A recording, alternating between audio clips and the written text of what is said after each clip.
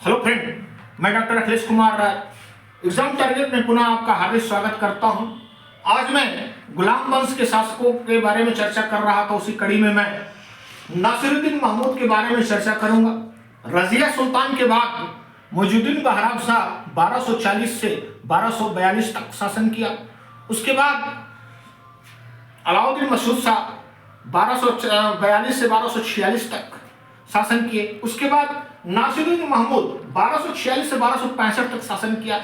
इसके काल में बलबन का उत्थान होगा और बलबन के उत्थान के बाद अगला सुल्तान बलबन बनता है। तो इसी के बारे में वर्णन करने जा रहा हूं, नासिरुद्दीन महमूद के बारे में। इसमें आता है कि कौन था, तो इल्तुतमिश का पौत्र था और इस वंश का 5वां और अंतिम सुल्तान था। पूछता है कि बलबन नासिरुद्दीन इल्तुतमिश का कौन था, तो पौत्र था और अपने वंश का 5वां सुल्तान था, जो 10 जून 1246 को सुल्तान बना। 10 जून 1246 को सुल्तान बना। यह कुरान की नकल करता था। पूछता है प्रश्न, कौन सुल्तान था मध्यकाल का जो कुरान की नकल करता था और उसे ही उसकी प्रति बेचकर अपना जीवन यापन करता था? वह था नासिरुद्दीन महमूद।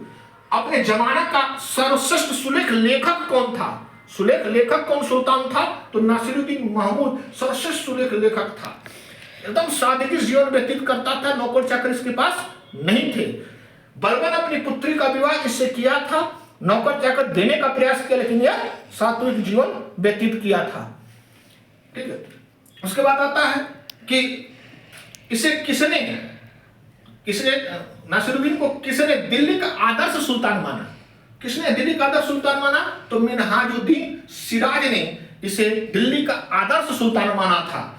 और तबकाते नासिरी जो लिखा था मिनहाजुल सिराज ने, वह नासिरुद्दीन को ही समर्पित है। प्रश्न पूछता है कि मिनहाज के तबकात ए नासिरी किसको समर्पित है? तो नासिरुद्दीन को समर्पित है।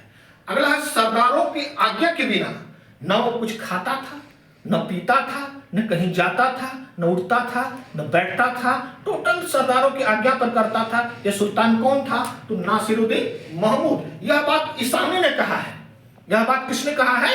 तो ईसामी ने कहा है नासिरुद्दीन के बारे में। अब आता है समझ शक्ति। नासिरुद्दीन के समय किसके हाथ में थी? तो उसका नायब था बलबन।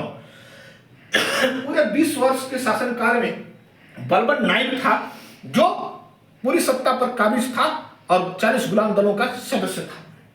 अब आता है, बलबन अपनी पुत्री का विवाह किससे किया था? तो बलबन अपनी पुत्री का विवाह नासिरुद्दीन महमूद से किया था 1249 में और उसे नायब पद प्रदान किया गया था। इसमें सुल्तान नासिरुद्दीन ने बलबन को कौन कौन पद दिया था? तो उलूग खां की उपाधि दिया था, अमीर हाजी भी बनाया था और लास्ट में नायब भी अपना बनाया।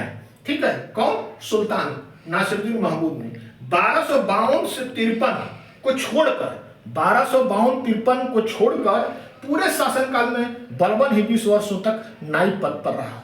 इस दौरान इमादुद्दीन रेहान षड्यंत्र करके इमादुद्दीन रेहान 1 वर्ष तक नायब पद पर रहा, जो एक धर्म परिवर्तित मुसलमान था। पूछता है कि इमादुद्दीन रेहान कौन था? तो एक धर्म परिवर्तित मुसलमान था। नेक्स्ट प्रश्न पूछता है, जब दोबारा बलबन 1254 में सुल्तान 1254 में नायब बना तो क्या किया था? तो उसने छत्र का प्रयोग किया था। सुल्तान से आज्ञा लिया कि मुझे छत्र का प्रयोग करने दीजिए। छत्र क्या होता है? तो सुल्तान के पद के प्रतीक होता है। सुल्तान के पद का प्रतीक छत्र था और इसके द्वारा अपने सारे विरोधियों का, इस अधिकार के बाद सारे विरोधियों का दमन किया। उसके बाद आता है, सुल्तान की मृत्यु कब हुई? तो 1265 में नासिरुद्दीन महमूद की मृत्यु हुई। मृत्यु पर इतिहासकारों में मतभेद है। किन कारणों से नासिरुद्दीन की मृत्यु हुई, अलग अलग विचार रखते हैं। पहला बात आता है तारीख मुबारक शाही यहिया बिन अहमद सरहिंदी की तारीख मुबारक शाही में सुल्तान को बीमारी के कारण मृत्यु हुई थी, यह बताया जाता है। जबकि इसामी फतुहात सलातीन में कहते हैं कि बलबन सुल्तान को धीरे धीरे विष देकर मरवा दिया, विष देकर जहर देकर मरवा दिया। वहीं इब्न बतूता ने कहा कि बलबन अंत समय में सुल्तान के सारे सगे संबंधियों की हत्या करके बाद में सुल्तान को भी मार डाला और स्वयं सत्ता को संभाल लिया। यह था बलबन के उत्थान और नासिरुद्दीन के शासनकाल का वर्णन था। मैं नेक्स्ट में बलबन के बारे में बताऊंगा। That's all, thank you.